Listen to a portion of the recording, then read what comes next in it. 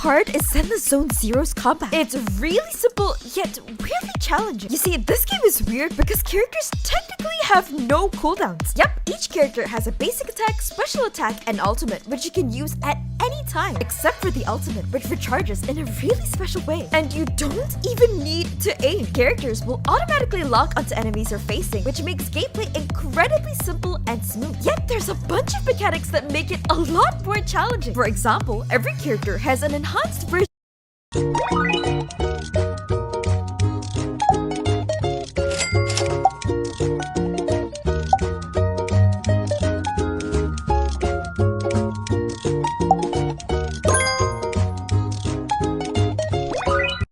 Let me show you guys how to land like a pro.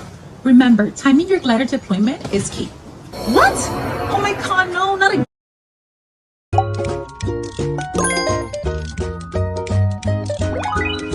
Do you like Marble Tracks? This is a game that can build orbit in Synthetic Ball by itself. At the beginning, you only have one ball.